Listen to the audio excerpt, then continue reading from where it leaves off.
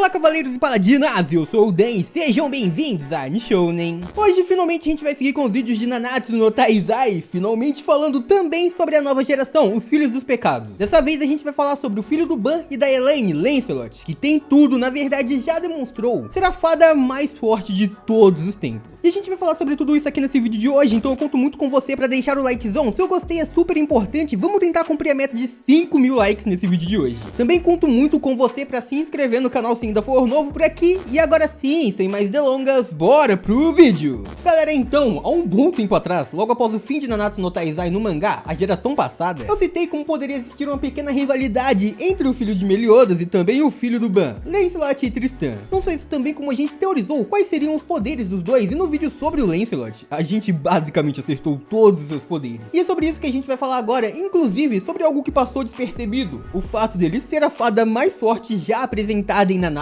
no Taizai. Vamos falar sobre isso agora. Como a gente já imaginava e como já vimos falado no passado, o Lancelot vai possuir todos os poderes e magias que o clã das fadas possui. Isso foi algo dito pela própria Elaine, que ele já possui algumas das habilidades das fadas e que ela sabia que ele iria possuir estes poderes, assim como futuramente virá a possuir os outros também. Ou seja, a gente, por mais que não tenha visto, já sabe que em algum momento o Lancelot vai conseguir levitar, ele pode vir a ter uma transformação e tudo mais, além da enorme mana que as fadas possuem. Não só isso, como ele deve já ter uma grande conexão com a árvore sagrada do clã das fadas, e ele também já está sempre desde o início querendo proteger aquele clã. Ele luta pelas fadas e pede para que o seu pai, que é o atual rei das fadas, faça o mesmo, proteja todo aquele clã. Mas agora vamos falar sobre as suas habilidades de combate. Até o momento atual, o Lancelot não recebeu um tesouro sagrado ou algo parecido. A gente sabe que todos escolhidos como rei das fadas acabam recebendo uma lança espiritual e também um poder mágico chamado Disaster. Este poder é nascido para proteger aquela floresta, e com este poder também ele se torna capaz de usar ao máximo a lança espiritual. Afinal, só com o Disaster ele consegue levar ao máximo todas as formas e transformações da lança. E o Lancelot, por mais que ele aparentemente não tenha recebido, ele decidiu que assim como o King ele vai utilizar uma lança que ele mesmo criou e vai utilizar para todos os combates. E como eu disse, existe sim a rivalidade entre Lancelot e Tristan. Os dois até mesmo já se enfrentaram e não foi dito exatamente que isso aconteceu, mas aparentemente Lancelot não saiu vitorioso deste combate e sim o Tristan. Isso porque a gente sabe que o filho do Ban acabou recebendo uma cicatriz, haja referência, porque a gente sabe que o Ban e o Meliodas são extremamente rivais um com o outro. Eles sempre estão competindo entre si, então por mais que o Tristan possa ter ganhado um combate, é muito possível que eles façam isso sempre e estão competindo para ver quem mais ganha. Não só isso, também como o Ban apenas possui uma cicatriz, e essa cicatriz foi deixada pelo Meliodas, ou seja, a mesma coisa aconteceu com o seu filho e o filho de Meliodas também. Então, por mais que o Tristan em algum momento possa ter o vencido, não significa exatamente que ele venceu todas as batalhas ou que ele seja mais poderoso do que o Lancelot. Isso pode ter sido uma grande referência à batalha de Ban e Meliodas e toda a rivalidade passada, ou seja, esses dois vão em toda a obra competir entre eles. Mas seguindo sobre os poderes do Lancelot, ele até o momento não mostrou as suas habilidades mágicas, ele não utilizou o seu poder mágico. Mas a gente sabe que o clã das fadas tem como seu poder principal todo o controle da natureza, inclusive o elemento mágico das fadas sempre são elementos naturais. A gente viu a maioria das fadas utilizando principalmente o elemento vento, mas a gente também sabe que todas elas conseguem manipular os outros, como por exemplo fogo ou terra. Isso é o ponto principal deste clã em batalha, o que provavelmente a gente vai ver também na nova geração com o Lancelot, e existe a possibilidade de vermos com filho ou filha do King e da Diane também. Outra coisa que a gente ainda não tem total certeza é quais serão os poderes dos filhos da Diane e do King. A gente não sabe se eles teriam mais poderes do clã dos gigantes ou do clã das fadas, então até o momento a gente só tem o Lancelot e por isso a gente tá mantendo ele como foco principal nesse vídeo. E agora finalmente podemos falar sobre qual poderia ser a sua magia. Como a gente sabe, o Lancelot está o tempo todo ao lado da Jericó, e ela estava sendo como uma mestre para ele, ensinando para ele sobre combate e possivelmente sobre o uso de magia também. Não só isso, como a Jericó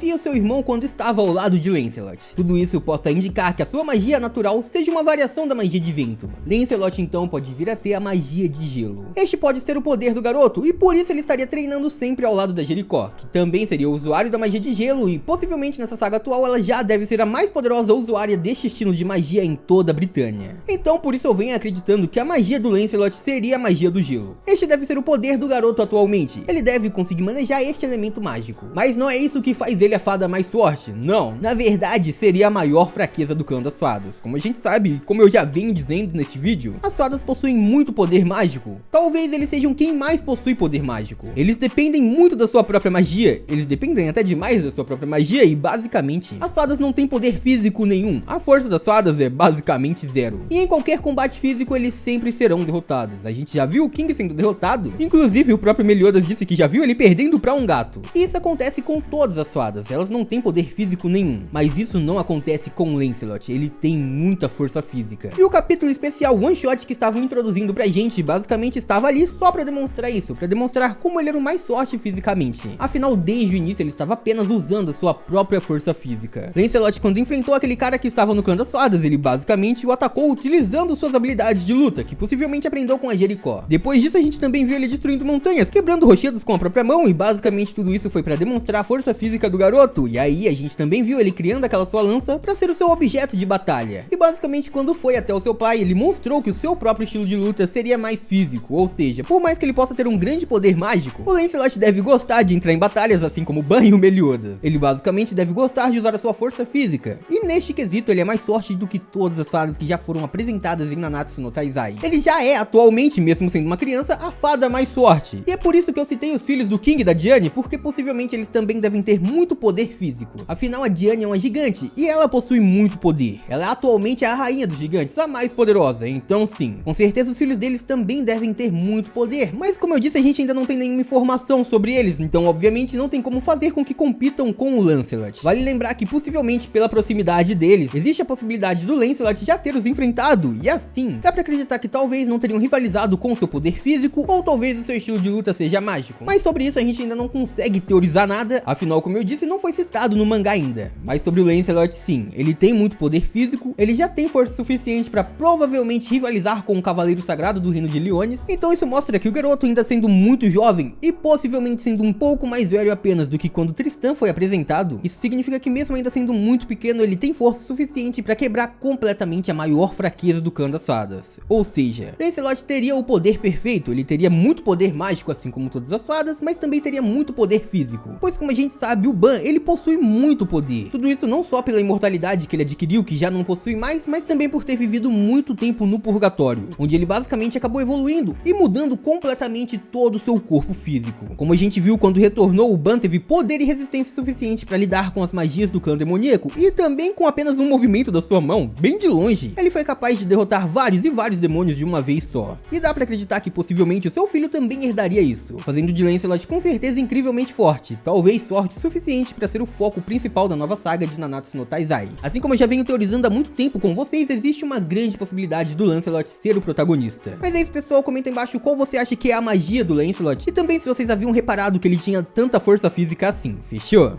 E por hoje é isso, muito obrigado por terem assistido até aqui, eu espero muito de coração que todo mundo tenha curtido. Eu vejo vocês no próximo vídeo, até lá, um grande abraço e tchau!